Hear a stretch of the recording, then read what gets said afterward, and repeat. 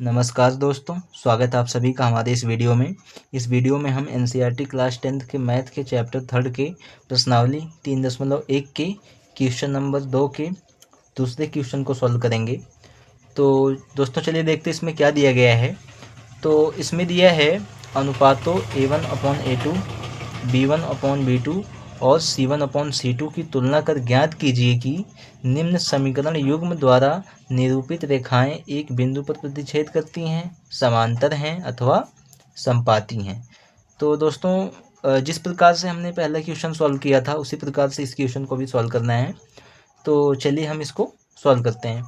तो सबसे पहले देखिए हमें ये दो समीकरण दिया गया है, तो हमें इसकी तुलना करनी है A1/A2, B1/B2 और C1/C2 के रूप में कि जो है, और बताना है कि ये जो है कि रेखाएं निरूपित एक दूसरे को प्रतिच्छेद करेंगी किसी बिंदु पर, समांतर हैं या समपाती हैं।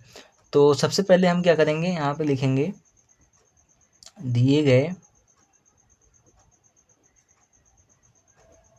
समीकरण युग्म। तो क्या दिया गया है, 9x + 3y + 12 बराबर 0। इसको हम पहला समीकरण मान लेते हैं। और दूसरा समीकरण 18x + 6y + 24 बराबर 0। इसको हम दूसरा समीकरण मान लेते हैं। अब हम इसकी तुलना करेंगे व्यापक समीकरण से। जैसे पहले क्वेश्चन में मैंने आपको बताया था कि जो है कैसे तुलना करनी है, तो उसी प्रकार से हम यहाँ पे लिखेंगे दिए गए समीकरण युग्मों की तुलना व्यापक समीकरण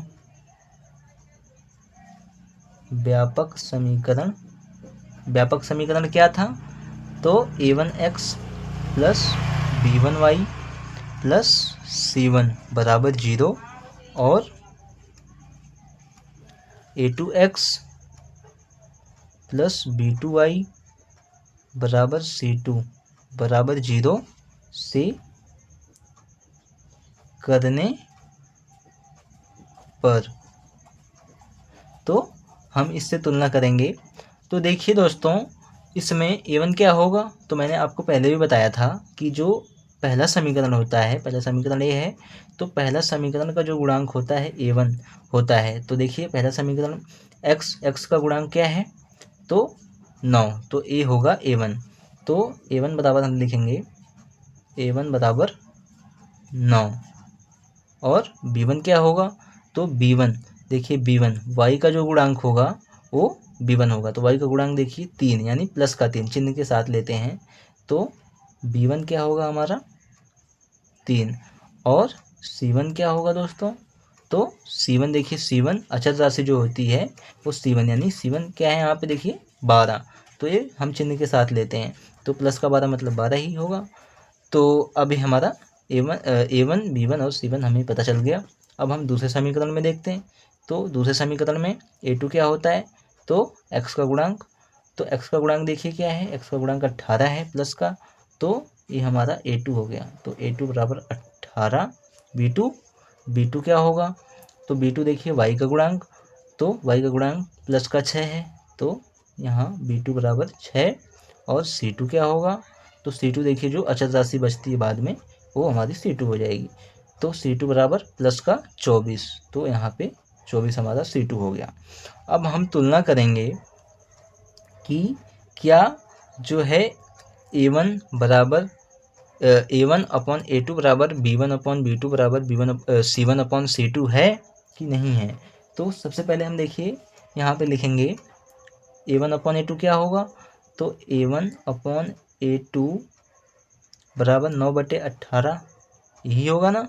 B1/B2 क्या होगा, तो B1/B2 बराबर 3/6।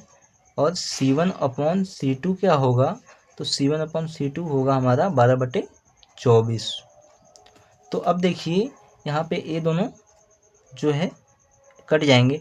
तो 9 एकम 9, 9 दूनी 18, 3 एकम 3, 3 दूनी 6 और 12 एकम 12, 12 दूनी 24। तो अब देखिए A1/A2 बराबर हमें क्या मिला, तो 1/2। B1/B2 बराबर हमें क्या मिला, तो 1/2। और C1/C2 बराबर हमें क्या मिला, तो ये भी देखिए 1/2। अब देखिए दोस्तों, क्या A1/A2, B1/B2, C1/C2 तीनों बराबर हैं, तो आप कहेंगे हाँ बिल्कुल बराबर हैं। क्यों? क्योंकि देखिए यहाँ भी 1/2, A1/A2 भी है, B1/B2 भी 1/2 और C1/C2 भी 1/2। तो यहाँ पे तीनों बराबर हैं।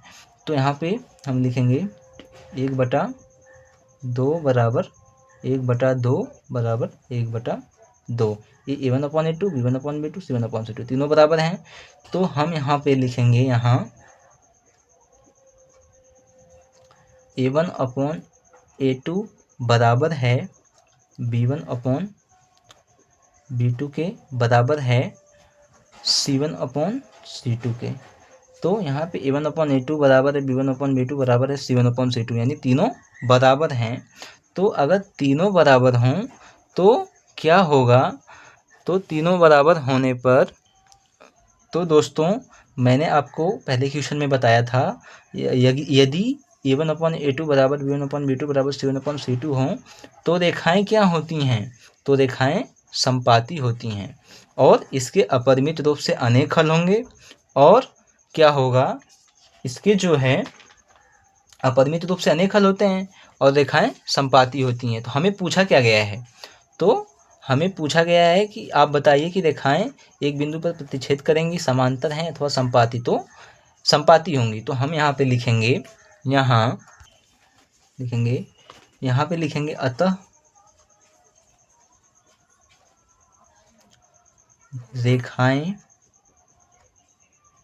क्या होंगी, संपाती होंगी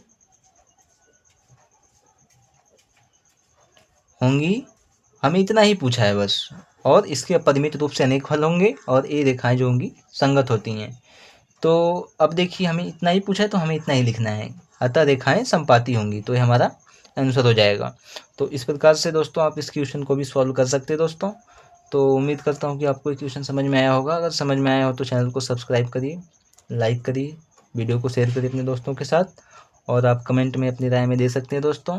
और आप कमेंट जरूर किया करिए दोस्तों, क्योंकि मुझे पता नहीं चल पाता कि आपको चीज़ें समझ में आ रही हैं कि नहीं आ रही हैं। तो आप कमेंट जरूर किया करिए और आप दोस्तों ऐसे ही अपनी पढ़ाई करते रहिए दोस्तों। और तब तक मिलते हैं नेक्स्ट वीडियो में नेक्स्ट क्वेश्चन के साथ। तब तक धन्यवाद दोस्तों।